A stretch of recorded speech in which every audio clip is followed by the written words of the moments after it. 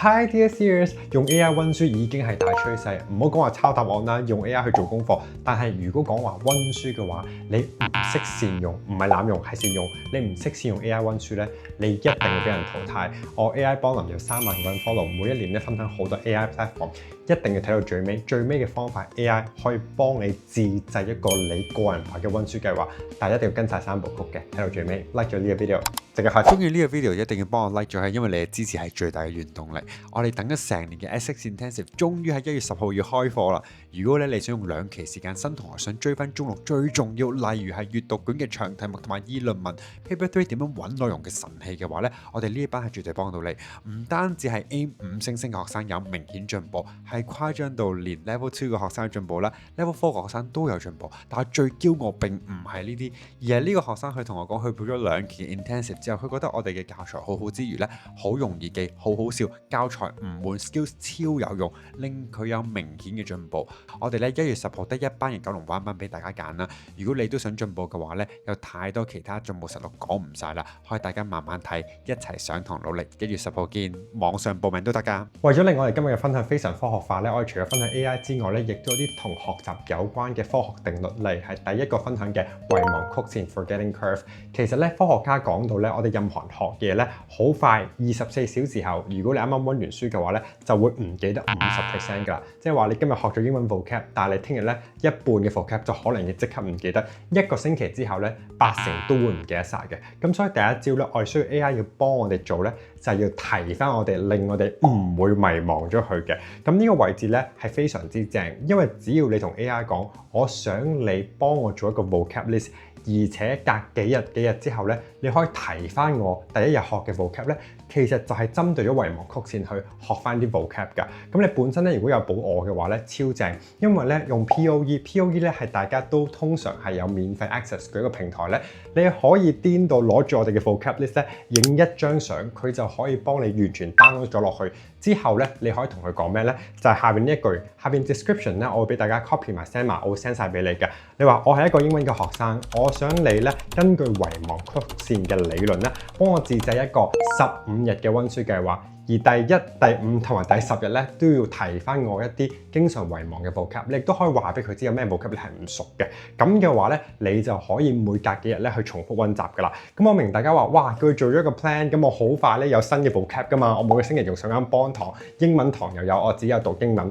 其實非常之簡單，你開咗一個 POE chat 之後，當佢係你嘅小助手，每日都可以同佢傾偈，加埋呢一句俾佢。我不斷咧會新增我課後嘅 vocab， 包括阿邦上堂嘅 vocab 啦。我可以同你講個字，即係上完我堂之後落堂即刻打啲 vocab 俾佢又得，或者影相俾佢又得。咁佢咧就可以即刻更新你嘅 vocab 嘅清單。咁嘅話咧就超癲啦！點解咧？因為翻到屋企同佢講你學咗咩字。佢又 update 個 vocab 俾你，咁你每日咧就叫佢 generate 1日嘅 vocab 俾你睇，每日都對住呢個 POE 好似小助手咁提佢叫你溫書，同埋 remind 你有啲咩有機會忘記嘅嘢。咁嘅話咧，其實你不但可以第一樣嘢可以溫翻 vocab， 第二可以溫翻一啲 grammar 有關嘅嘢，因為咩 conditional sentence type 1、type 2、type 3都會唔記得。而第三咧就係寫作嘅框架。我哋本身咧教 DSE 英文咧好相信框架，因為其實 DSE 出親嘅問題咧都係得幾種啦，例如大家可以寫得啦。argumentative essay 啦 ，letter to the editor 啦 ，articles 啦 ，speech 等等啦。咁所以呢啲咧其實係一個特定嘅框架，係可以溫入考場㗎。咁尤其是第一段同埋頭尾段咧係可以溫入考場。所以如果你擔心你唔記得嘅話，叫佢提埋你嘅話咧，就又有科學根據，又可以用 AI 啦。第二個好中意學習嘅理論咧就係 instant feedback， 即時嘅評語。你想象一下，如果你今日交篇作文，你可以即日得到評語，即時改正，咁其實你學習係快好多倍。但係相反，如果你交一篇作文1個月後先收到 feedback 咧，其實係慢咗，同埋你已經唔記得咗你之前寫咩啦嘛，因為遺忘曲線啊嘛 ，OK？ 咁所以咧，我係非常之堅持咧，尤其是我哋平時上堂作文咧，即時作，即時知道有啲咩可以改正啦。我哋即堂作文喺壓力之下咧，係學到好多嘢，所以啲學生先瘋狂進步。但係點樣去 AI 去做到咧？其實超簡單，加埋咧，我會俾埋個 prompt 大家嘅。首先咧，你要知道每一次作一句單句或者者一段單段咧，其實得到 feedback 咧都係有幫助，因為每一句加加埋埋寫得好好就係一篇文章㗎啦。咁所以咧，我係非常建議大家開個新嘅 chat box 咧，就係 for POE，咁你就可以叫佢咧定時俾唔同嘅 feedback 嚟嘅。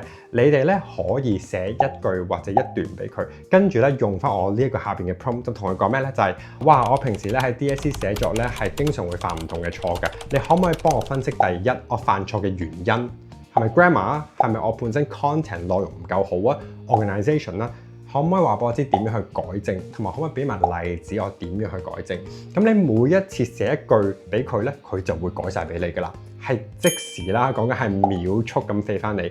第三步反而係最重要，大家要寫低佢，因為 AI 咧其實幫唔到你，你要自己攞本簿寫低佢。因為我成日都同大家講，防守就係最好嘅攻擊。你乜嘢都唔錯，你乜嘢都防守晒，就係進攻。因為點解？個全部都錯晒㗎啦嘛 ，OK？ 咁所以你記住咧，呢幾個方面係要去改正嘅。如果你再想癲啲咧，我俾埋第二個 list 你可以睇 grammar 啦、vocabulary 啦、logic 都需要喎。記唔記得考評報告咧上一條片話咩啊？好多同學寫議論文咧個 logic 係 too simplistic 啊，佢哋基本上嘅邏輯咧係好差嘅，靠啲難字咧係絕對唔可以單靠靚字深字攞到高分㗎。咁所以咧分享埋 logic， 而最後一個 organization 最重要係咩啊 ？structure 嘅部分。咁所以基本上任何有時間咧作句子作一段俾佢，佢已經幫你評語分析。最癲聽埋呢一招咯，掛外掛係點咧？佢俾完評語你再改，你同佢講俾個分數你，第一句3分，第二句5分，可能再改就7分。咁你自信心同埋動力咧就會翻晒嚟。咁所以呢一招係超 work。第二招我係最重要，但係都唔夠第三招勁。第三步亦都係最重要咧，就係一個個人化嘅溫書計劃。其實咧呢樣嘢咧係幾難做，因為一個老師咧要好了解你咧，佢先可以俾到你嘅。而 AI 咧今次咧就真係可以做到啦，因為只要你跟住我哋頭2個 step 啦，你咪作咗啲句子嘅，你咪寫晒啲 vocab 嘅，嗰啲可以俾翻晒佢，同佢講呢啲係我平時嘅程度，我作文嘅程度，你再幫我諗溫書計劃。但係有一步咧，大家係 miss 咗，就係你要知道個時間限制嘅，因為例如你有2個星期同2年同20年，其實個計劃係爭好遠㗎。我覺得咧，中六嘅學生用我哋今年嘅 mock exam， 因為好多學生咧而家睇緊條片咧都係我嘅學生，佢哋報咗 mock exam 喺1月中嘅，咁你就將而家淨有大概2個星期嘅時間咧嚟一個好濃縮嘅溫書計劃。喺 mock exam 完咗之後咧，我哋俾翻個 grade 你嘅，你再可以將成績將你嗰份 script 影相俾埋 AI， 咁你將1月18號考完 mock 嘅成績再俾 AI， 再做多一個濃縮嘅溫書計劃。咁你就大癲啦，點解咧？因為你可以濃縮溫一次，再針對你現有嘅程度，我哋條 curve 再可以溫書計劃多一次。我保證你係一定會俾人優勝，因為你係科學，而且有人幫你，有 AI 嘅幫助去學習，所以你唔用嘅話係一定會俾人淘汰。因為我覺得係好有用。咁點做好咧？將你平時寫嘅作文第一步同埋 vocab 會用嘅 vocab。你 speaking 平時諗唔到 point 係咩題目咧？有啲咩位置冇信心咧 ？listening 都得嘅，俾晒佢，同佢講第一星期我想50% 溫 vocab， 我想20% 去練寫作等等。咁呢句咧下邊可以 download 嘅。跟住重點嚟咯喎，第2個星期做咗我哋 mock set 額外嗰份 mock set 先，因為我哋考 mock 咧今年會派額外嘅 mock set， 我要計時做，我要做完之後話俾你知，可能影你嗰篇作文俾我哋改完之後俾埋 AI， 咁佢咧都會記住你啲嘢嘅。咁咧就再做一個溫書 plan， 考完 mock 再針對佢再做。咁其實你諗唔到，有好多個溫書計劃，你係一定會俾人優勝。相比好多人，佢哋仲自己諗緊點做嘅話，其實真係爭好遠。咁所以用埋呢一個 AI 嘅溫書計劃，咁嘅話咧，記住咯，一個 chat room 係 for vocab， 一個係 for 作文，一個係 for 溫書計劃，有晒你 mock 嗰啲 data 嘅。你有3個助教去幫你，加埋阿邦平時教材。